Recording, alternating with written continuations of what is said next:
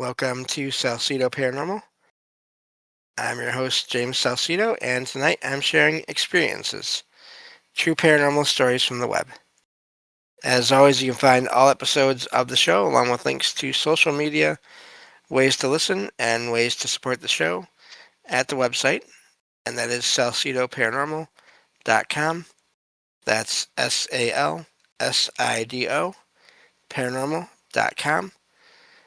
And support is never expected, but always appreciated, as there are expenses in making these shows, and there are many ways to support the show. You can share the show with others and rate and review it on your favorite podcast platform. You can sign up for the Patreon feed and get all the extra content there for as little as $1 a month.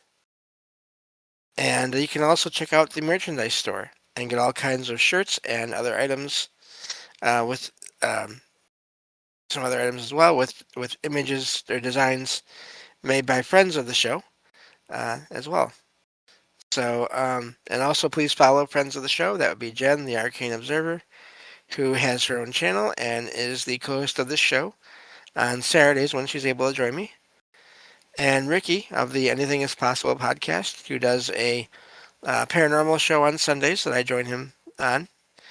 And sometimes he has guests over there as well. And also Michael Strange, host of Trouble Minds Radio and the Trouble Minds Radio Network, KUAP, Digital Broadcasting, where you can hear all kinds of amazing shows, as well as my own, online 24/7 for free. So, let's get back to these true stories here. Thank you all for listening, whether you're here for the live streams or you listen on the podcast feed. And let me see here. Get back to these true stories here. Last episode, I just recorded. We only got through 3, but then there's a bunch of other things that kind of came up, and thoughts and other experiences I've had, and you never know how these shows are going to go. Sometimes I'll go through 3 true stories in an episode. Other times it's 5. It just depends on the length and the thoughts that come from it and all those things. So anyway, let me scroll down. See that now this one, now that I said that, of course, is a really short one, but that's okay. This one says, when I was a young kid, my brother and I fell asleep on my mom's lap watching a movie in the living room. I woke up later that night by myself to see a tall black shadow standing maybe 10 feet from me. No movement, just a pitch black shadow standing there watching us sleep. I vaguely remember it wearing some sort of fedora style hat. I told my mom and dad the next day, and I'm still not sure if they ever believed what I saw. And that's where that one ends. As my cat is playing around with something. That's lovely. Anyway, so this is really common when it comes to shadow figures. They're seen a lot either before or after, before one falls asleep or after they wake up. Not all. That's not the case with every shadow figure ever seen, obviously. But I've come across accounts like this before of experiences, and I don't know why, who or what they are, or why they watch while people are sleeping. Especially the ones that don't appear to mean any harm, the ones that are just there and then gone. If it's just that they need to observe or they want to observe, and I don't know why, but it's a fairly common thing. And at least this one was not a negative one. I've heard of some, of course, some shadow figures associated with sleep paralysis, and there's a lot of thought on that as to what that is. And some people say it's purely a medical condition. Other people say it's something that can be caused by other entities, other consciousness. As I always do on the show, I figured it can probably be one and or both or the other. Basically, one or the other can happen, but also they can happen at the same time. Or so that's kind of my stance on a lot of things. It's never just one thing for sure. There's all kinds of options to what could be happening. But I wonder about if the sibling and the mom had woken up, would they have seen this shadow figure too? Uh, did the shadow figure somehow wake the writer of that post up? Because they were a kid at the time, but did they wake this kid up, or did the kid just sense this shadow figure, and that's why they were the only one to wake up to it? Uh, so all kinds of questions there. And I've seen shadow figure, but only a couple times ever. Uh, and the one is one that used to stay inside my bedroom, my storage room closet at night. It would just hang out there. It was like it was using that as a place to rest at night. And it stayed there for several years. I never got any bad feelings from it. I would just not sort of announce what I was doing when I would open the door and go in that room. And I just say I'm either taking something out or putting something in, and never had any problems. And eventually, one night, I sensed something coming out from the bedroom, um, and it was a shadow. When I looked over, it was a shadow figure. Not really even a figure, just a oval, human-sized shadow, oval shape. And it stayed right by the kitchen doorway. Never came toward me. And it did this 2 nights in a row, actually, while I was listening to paranormal-themed podcasts. And then it never did that again. And not only that, it was never in the closet again. Uh, so I don't know who that was or why they needed that space, but since they never caused any problems in any way, I had no problem with letting them use that space. Um, so, and I did see another shadow here one other time. This was only like maybe a year ago, maybe less. Uh, and it was in the middle of the night. I was just getting up to go do something, and of course, with my place, when I keep all my lights off as much as possible, and I happened to look up, but I have my computer screens on and everything. And I happened to look up as I was getting up, and I just saw the top half of a person. It was there, and then it was gone. It didn't move, so I know it wasn't me. And I normally don't throw shadows in the wall when I stand up from where I'm sitting at right now. And it was just gone. It was just there and then gone. So I don't know who that was. It was just passing through, but I do believe that happens. But that's what I saw this one other time, and I don't mean to keep on sharing my experiences, but just as an example of passing through, I do think that happens, and part of why I think that happens is an experience I had here not long after I moved in one night. It wasn't even actually that far into the night. It was still some light outside. I was sitting at my older computer playing Microsoft Solitaire, in fact, and this was about, I don't know, 15 years ago now. And I heard talking coming from the front of my apartment, and it was an older man and an older woman, and it sounded like they were just moving through the apartment, but I didn't hear any footsteps. I didn't see anything. I didn't see them at all. But they were just having a pleasant conversation as if they were just walking through an area that, to them, I'm guessing, did not look like an apartment. Uh, or they didn't think that I could hear them, either, or I'm not sure.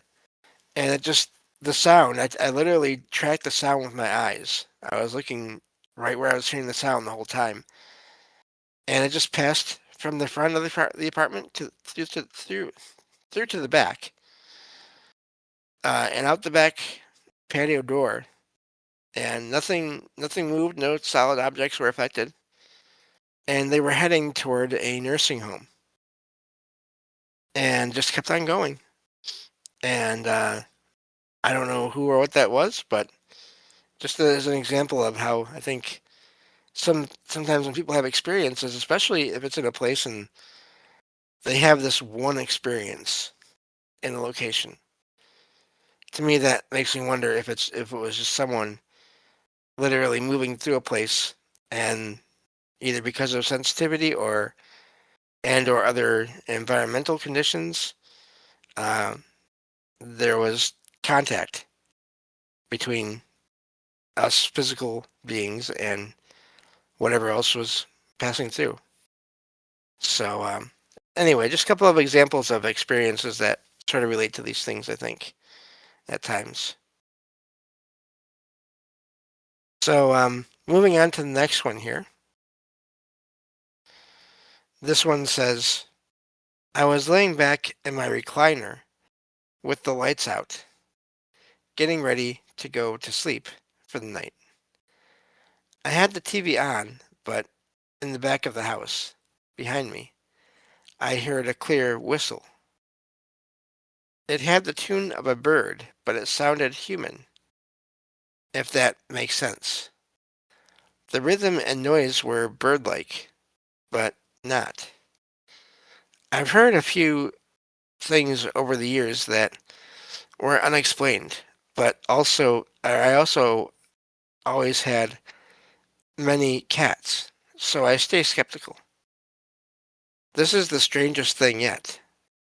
I'm in the process of packing to move to another state.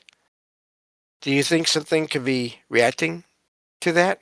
And that's where that one ends. The whistling or the bird sort of mimicking a bird. I've heard of that before, but funny enough, I've heard that more associated with um, either cryptids, creatures like Bigfoot, or other beings that try to pass as something that they're not. Uh, I don't know if I've ever heard of a Bigfoot or Sasquatch making the bird sound, but I mean, I've heard of them making an owl, trying to make a sound of an owl hooting. But yeah, so I'm not sure what was going on there. They say they've heard other sounds, but they have cats, so they've always had cats, so that could explain a lot of sounds too. I don't know about now. Cats will try to will make short sounds that almost sound like I guess if you want to make a stretch, could sound like a bird, but it's not usually like a bird song kind of. Not that long. It's more like short sounds, from what I've heard. As to whether or not whoever or whatever is there could be reacting to the person moving, I have heard of that before. And in some cases, it seems like whether it's consciousness of any kind, really, whether it's a spirit or some other entity, sometimes they may start out not wanting someone to be in the place, but then if the relationship is, I guess, pleasant enough, or in some rare cases, if it's a negative force that's trying to um, basically living on or taking in the energy from emotions, um, fear, and all those things, then they won't want people to leave. Uh, Now, I don't know that that's the case in this situation, but it could also just be that there's someone there, there's some other being there, and they're making themselves known, and it may have something to do with the fact that the person is moving. It may not. It's really hard to know what's going on there based on all the information that we have available in this one case. So, but I've heard of activity happening in places either encouraging people to leave, moving stuff around, saying get out, all those kinds of things, but also hiding things or just giving off the sense of letting people know that they're sad or they don't want people to go. And so there's a whole range of experiences I've heard about and caught in events, and sort of causes and effects that I've heard about associated with people moving out from places. Um, but so yeah, I'm not sure what is going on there in that case, but it's a good example of activity and how weird it can be, because that is an odd sound to be hearing. I think when you know there's no birds in your house or anything like that. So, and the if you look into any kind of like podcasts or shows that talk a lot more about Sasquatch or Bigfoot, you'll hear examples of or not, maybe not. I'm not sure how often you'll get audio recordings, but just accounts from people who have had experiences where they've heard uh, Bigfoot try to make sounds of either people uh, or or owls in some cases as well. So, moving on to this next one here. This one says, I'm currently recording sleep audio for potential seizures. I was going through last night's recordings, and on one, someone whispered two Spanish words. No one in the house can speak Spanish. For context, we had some fun a couple of times with a Ouija board. There we go, possibly. On the last occasion, roughly 3 weeks ago, something communicated that their name was E. And of course, as I always say, I always just use initials in these shows just for privacy concerns. They spelled out something that sounded Spanish. I forget what. And then it said they died of the Spanish flu. We closed the board and went about our life just thinking our subconscious had created a night of entertainment. I'm pretty freaked out. Could I have some Spanish language stored in my brain that I'm unaware of? Or do I need to call in a priest?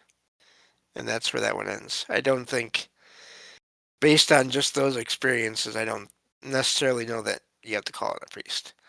So always up to the individual, but yeah, doesn't sound like the activity there is too intense. I understand the being freaked out by recording uh, that you got that you were not expecting, a voice in the recording that you got that you were not expecting, and then the possible connection to the Ouija board. I wonder, and again, they don't say, and I don't blame them.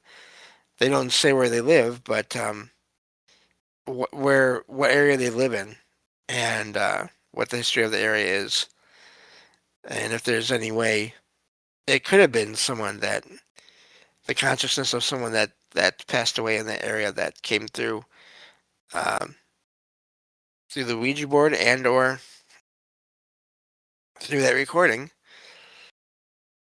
Excuse me, that they were not that was not being the recording was not being made for paranormal research purposes.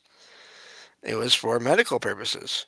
Um, and to me, the cases where people get voices on recordings where they're not looking for that, when they're not doing trying to do research into paranormal, haunted places, whatever.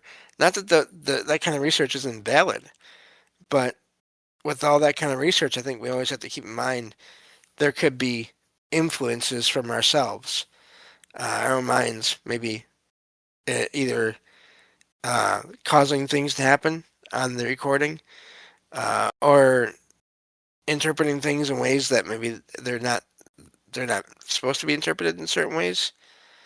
Uh, but when it comes to recordings that are made and they're not that the paranormal research is not the purpose of the recording, and you still get something. To me, that's always fascinating. And I've come across a few examples of that, accounts of experiences with that over the years in doing this show. In one case, I forget what was recorded, what was caught in the recording. I think it was probably a voice. But there was someone that was doing uh, recordings for a audio recording, some kind of media production class, and they got something on the recording that they were not expecting. So it can happen here and there. And the whole EVP thing is fascinating to me because I don't doubt that there can be things picked up that are meant to be messages from other individuals in other places, other dimensions. I don't doubt that there could be residual energies that come across that maybe are not normally heard by the human ear, but then they're picked up on the recordings. And then I think in some cases, if I've heard it's suggested that when it comes to our own thoughts and expectations, that may physically somehow affect the recording device to make something, to create what we want to hear, what we think we should hear. So it's a very tricky thing, I think, when it comes to the whole trying to get responses through sounds on devices like that. Um, but yeah, so and I have a you know what, just to keep things neat here, I'm going to just talk about my own experience with EVP, and I'll really make it brief because we don't have a ton of time here.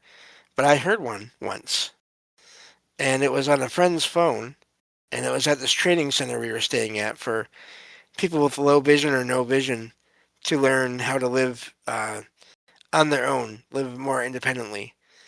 And the place had all kinds of activity. And we'll be getting to that at some point in my show, and on one of my Saturday shows where I go over all my experiences. But the point is, a friend got a EVP on their phone that they made when they were hearing bumps and bangs in their room, their dorm room, and it was a woman's voice that I had heard in the building before, a decade earlier, once in the room without any device going, and once on a phone.